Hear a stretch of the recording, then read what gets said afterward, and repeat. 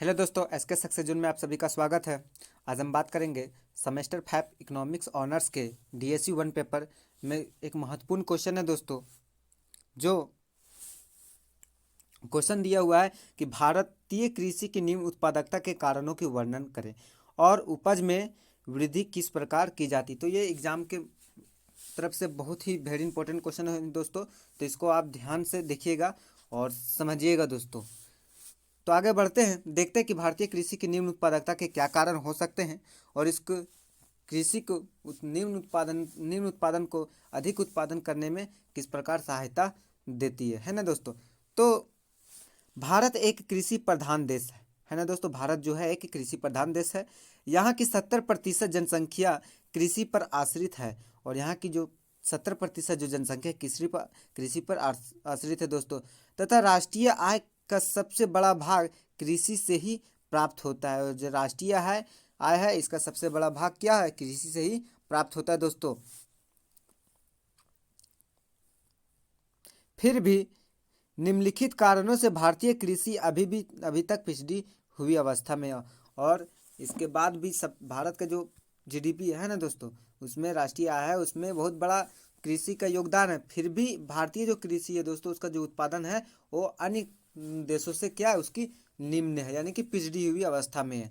तो इसके क्या क्या कारण हो सकते हैं दोस्तों निम्न होने के, है ना, वो देखते हैं दोस्तों। तो पहला है दोस्तों प्राकृतिक कारण। पहला दोस्तों प्राकृतिक कारण। इसमें प्राकृतिक कारण में कौन सा पहला प्राकृतिक कारण का जो पहला क्वेश्चन पॉइंट है दोस्तों, मानसून पर निर्भर। जो भारतीय कृषि है वो अधिकतर क्या मानसून पर निर्भर होता है दोस्तों। भारत में कुल भूमि का 77% पर जो भाग है वो वर्षा पर निर्भर करता है दोस्तों। और भारत में जितना भी कृषि होता है उसका जो 77% भूमि का भाग पर वो वर्षा पर निर्भर होता है दोस्तों। बाकी जो बचा है 23% भाग, इसमें सिर्फ सिंचाई की सुविधा है और 23% में भूमि पर ही सिंचाई की सुविधा है दोस्तों उपलब्ध, है ना। समय पर वर्षा ना होने के कारण अतिवृष्टि एवं अनावृष्टि के कारण से कृषि की उपज बहुत ही कम होती है दोस्तों। और समय पर वर्षा ना होने के कारण अतिवृष्टि और अनावृष्टि के कारण से कृषि की उपज बहुत कम होती है दोस्तों। तो यहाँ पर दो शब्द नया देखने को मिल रहा है, अतिवृष्टि और अनावृष्टि। तो इसका मतलब क्या होता है दोस्तों, अतिवृष्टि का मतलब होता है अधिक वर्षा, है ना, बहुत अधिक वर्षा, जिससे क्या होती है कि फसल क्या होती है, बर्बाद हो जाती है। और अनावृष्टि दोस्तों कि इसमें क्या होती है कि वर्षा ही नहीं होती, वर्षा ना होने के कारण क्या होती है, खेत सूखा पड़ जाता है दोस्तों, कोई उत्पादन नहीं होता। दोनों में उत्पादन नहीं होता दोस्तों। एक तो बारिश की वजह से बर्बाद हो जाता है फसल और दूसरा बारिश के ना होने के कारण बर्बाद हो जाता है दोस्तों। तो दूसरा पॉइंट देखते हैं दोस्तों, मिट्टी का कटाव। जो प्राकृतिक कारण है दोस्तों उसमें क्या है, मिट्टी का कटाव कटाव के कारण भी क्या होती है, निम्न उत्पादकता होती है दोस्तों। तेज हवा, अत्यधिक वर्षा आदि के कारण भूमि की ऊपरी सतह पोषक तत्व कट कर नष्ट हो जाती है दोस्तों। और तेज हवा होने के कारण क्या होती है, तेज हवा वर्षा आदि के कारण भूमि का जो ऊपरी सतह होती है दोस्तों, उसमें जो पोषक तत्व होते हैं वो क्या होते हैं, कट जाते हैं दोस्तों, जिससे भूमि की उर्वरता शक्ति घट जाती है और जिससे भूमि की उर्वरता शक्ति क्या होती है, घट जाती है दोस्तों।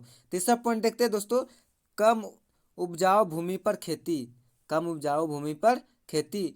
तो देश के बढ़ती हुई आबादी के कारण कम उपजाऊ भूमि पर खेती होने लगती है दोस्तों। और देश में जिस प्रकार से तेजी से बढ़ रही है आबादी दोस्तों, उस अनुसार क्या होता है कि कम उपजाऊ भूमि पर भी क्या हो रही है, खेती होने लगी है दोस्तों, जिससे कम उत्पादन प्राप्त होता है और जिससे कम उत्पादन प्राप्त होता है दोस्तों। चौथा दोस्तों, कीड़े एवं बीमारियों की फसलों की क्षति। जो कीड़े होते हैं, टिड्डियाँ होती है, वो बहुत सारे क्या करते हैं, फसलों को बर्बाद कर देते हैं दोस्तों। तो ऐसा अनुमान है कि कुल फसल का 15% भाग पर कीड़े टिड्डियों द्वारा नष्ट कर दिए जाते हैं। जो कुल उत्पादन होता है दोस्तों भारत में कृषि का, उसमें 15% जो भाग है वो क्या है, जो कीड़े होते हैं, टिड्डियाँ होती है, बीमारियाँ होती है, वो फसल को क्या कर दे, पूरी तरह बर्बाद कर देती है दोस्तों। दूसरा कारण है दोस्तों कम उत्पादकता। तो तकनीकी कारण, है ना। इस तकनीकी कारण में पहला पॉइंट दिया गया है दोस्तों, प्राचीन एवं अवैज्ञानिक प्रणाली। प्राचीन एवं अवैज्ञानिक प्रणाली। भारत में फसल बोने, तैयार करने, काटने तक की जो होती है, जो पूरी काम होती है पुराने तरीकों से होती है दोस्तों, और जिससे उत्पादन काफ़ी घटता है ना। इसमें नए फसलों को, नए जो औजार होते हैं उसका प्रयोग नहीं किया जाता, पुराने से पुराने तकनीकों का उपयोग किया जाता है दोस्तों। इसके कारण भी क्या होती है, निम्न उत्पादन होती है। पुराने औजारों का प्रयोग, है ना, भारत में अभी भी पुराने हल बैल तथा सिंचाई कटाई आदि के लिए पुराने औजारों का प्रयोग किया जाता है दोस्तों, जिससे भूमि की उत्पादकता नहीं बढ़ पाती है, और भूमि की जो क्या होती है, उत्पादकता नहीं बढ़ पाती दोस्तों। अभी भी गांव देहात में दोस्तों अभी भी पशुओं से क्या होती है, खेती की जाती है दोस्तों। अब तीसरा पॉइंट है दोस्तों, सिंचाई की सुविधाओं का अभाव।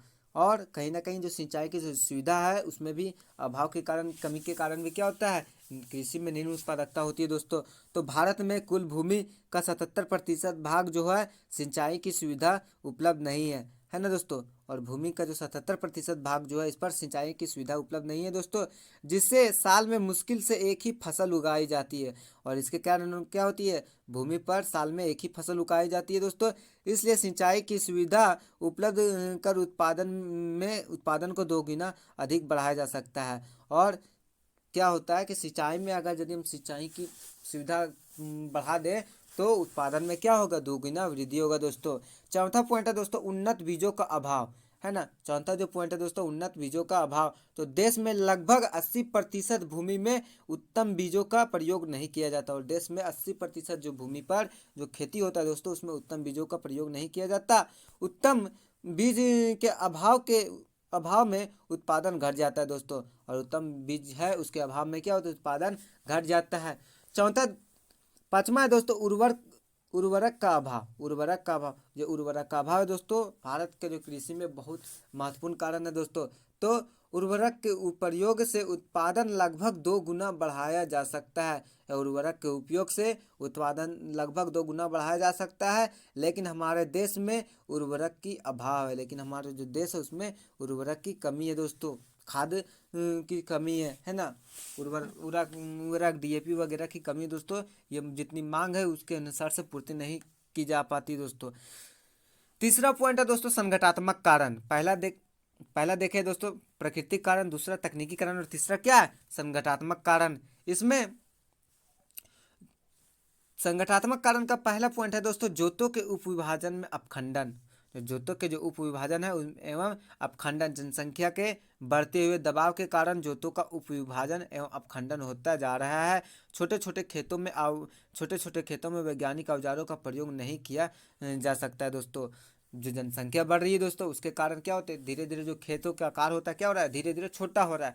और छोटा होने के कारण क्या होता है दोस्तों, कि जो पुराने जो नए नए टेक्नोलॉजी, नए नए जो तकनीक का जो औजार है दोस्तों, मशीन है, वो छोटे छोटे खेतों में कार्य नहीं कर पाते, जिसके कारण भी क्या होता है, भूमि निम्न उत्पादकता कारण है कृषि का दोस्तों।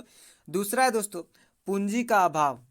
क्या है दोस्तों, दूसरा पूंजी का अभाव है। भारत में अधिक किसान गरीब है, भारत में जो अधिकतर जो किसान हो क्या गरीब है।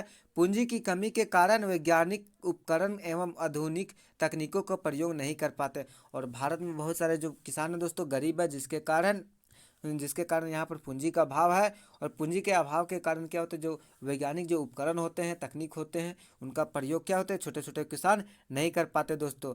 तीसरा पॉइंट है दोषपूर्ण विकास, दोषपूर्ण कृषि का बाजार। दोषपूर्ण जो है कृषि बाजार है दोस्तों।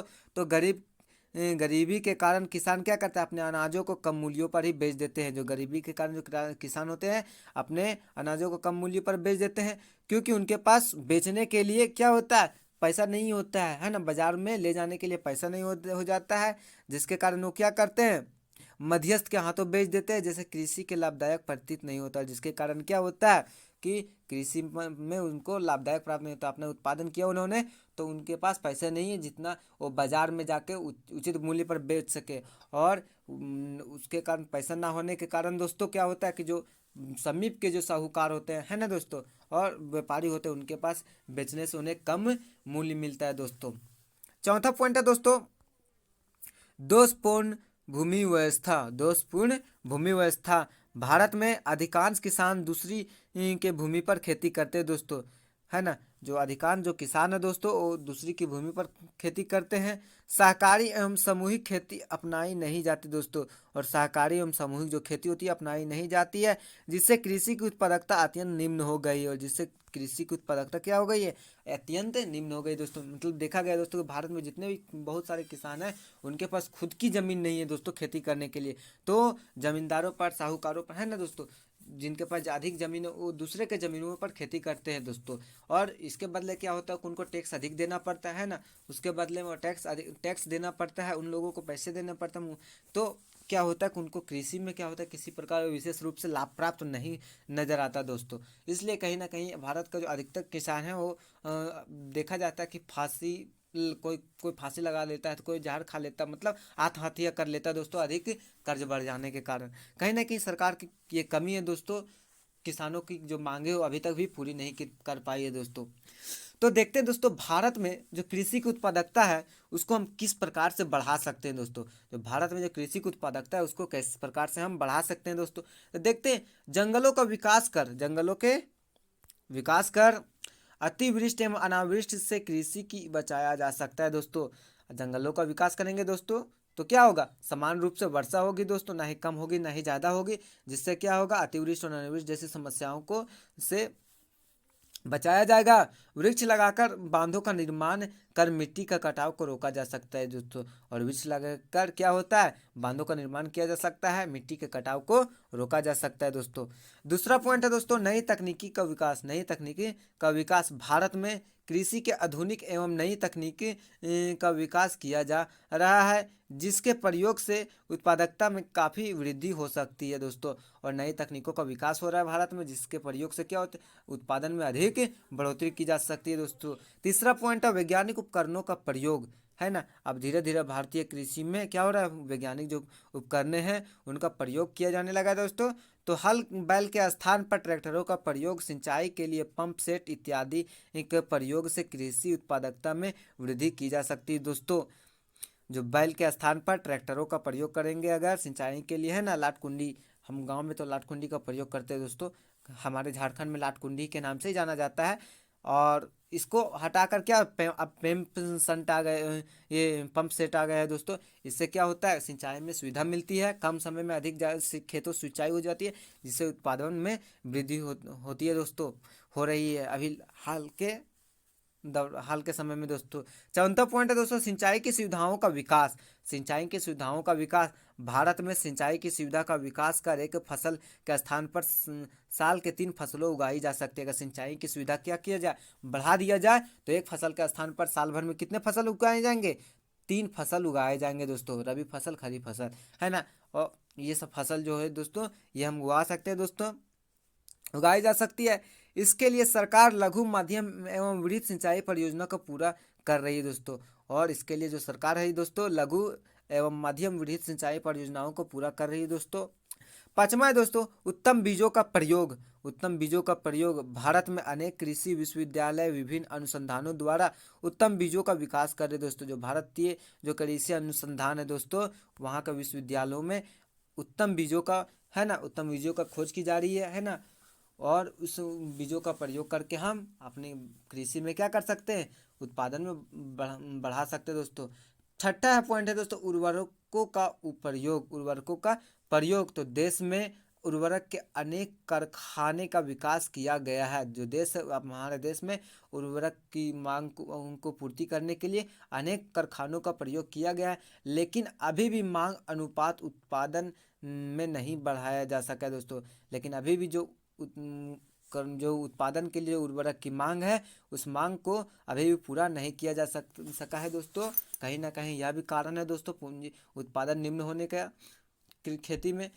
संतमा है दोस्तों, पूंजी की अवस्था। पूंजी की अवस्था, कृषि उत्पादकता बढ़ाने के लिए आवश्यकता है कि किसानों को कम ब्याज पर पूंजी उपलब्ध कराई जाए दोस्तों। कहीं ना कहीं अगर पूंजी की व्यवस्था होगी दोस्तों तो क्या होंगे, कृषि कम ब्याज पर पूंजी की व्यवस्था होगी तो किसान लोन लेंगे और वो अपनी खेती, है ना, खेती को बड़े पैमाने पर करेंगे दोस्तों, जिससे क्या होगा, उनका मुनाफा होगा। इसके लिए सहकारी बैंक एवं भूमि बैंक, ग्रामीण बैंक यानी राष्ट्रीय बैंक से सहायता दी जा रही है दोस्तों। और इसके लिए क्या, पूंजी की व्यवस्था के लिए जितने भी प्रकार के तमाम बैंक है दोस्तों कृषि के नाम पर कम ब्याज पर लोन को क्या कर रही है, उपलब्ध करा रही है दोस्तों। 8वां है दोस्तों कृषि बाजार की व्यवस्था। कृषि बाजार की व्यवस्था, तो इसमें दोस्तों किसानों को अनाज उचित मूल्य दिलाने के लिए अनाज का न्यूनतम मूल्य की घोषणा की है ना। इसमें क्या है दोस्तों कि एक उचित बाजार की व्यवस्था की, जिसमें किसानों को अनाज के उचित मूल्य दिलाने के लिए क्या, अनाज के न्यूनतम मूल्य की घोषणा की है दोस्तों। एवं साधनों की राजकीय व्यापार की स्थापना की गई दोस्तों, है ना। और क्या साधनों की राजकीय व्यापार की स्थापना की गई दोस्तों। 9वां है दोस्तों तो सहायक उद्योगों का विकास। सहायक उद्योगों का विकास, भारतीय किसान के लिए साल के बेकार समय में रोजगार की व्यवस्था करने के लिए सहायक उद्योगों की विकास आवश्यक है दोस्तों।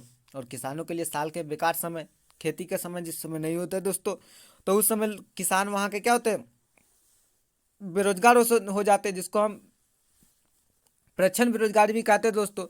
तो उसके लिए जो खाली समय है, तो उस खाली समय में बेरोजगार ना होकर ऐसे उद्योगों की स्थापना करनी चाहिए वो जिस समय वो जाके उद्योगों में काम कर सके और अपनी आय को बढ़ा सके दोस्तों। तो विकास एवं जिससे उनकी आय में वृद्धि हो एवं कृषि में बोझ घटाया जाए। और अगर यदि कहीं ना कहीं लोगों को अच्छा लगेगा उद्योगों में काम करना, है ना दोस्तों, तो कहीं ना कहीं क्या कृषि पर जो बोझ है दोस्तों वो हकीकत में क्या होगा, कम होगा दोस्तों। निष्कर्ष है दोस्तों कि यद्यपि सरकार के द्वारा उत्पादकता बढ़ाने के लिए अनेक उपाय किए गए हैं, लेकिन अभी भी और प्रयास किया जाना चाहिए, है ना दोस्तों। हमारे भारत में कृषि को, है ना, कृषि के विकास के लिए बहुत सारे कार्यक्रम चलाए गए हैं दोस्तों। लेकिन अभी भी क्या है दोस्तों कि सरकार को इस पर अधिक से अधिक क्या है, और भी ज़्यादा क्या ध्यान देनी चाहिए दोस्तों। और भी आवश्यकता है ना, और भी और भी प्रयास करना चाहिए दोस्तों कृषि उत्पादन में बढ़ावा के लिए दोस्तों। तो आज के लिए दोस्तों इतना ही। इसी प्रकार के वीडियो देखने के लिए दोस्तों चैनल को प्लीज़ करके सब्सक्राइब कीजिएगा दोस्तों, और वीडियो पसंद आए तो लाइक करके जाइएगा दोस्तों।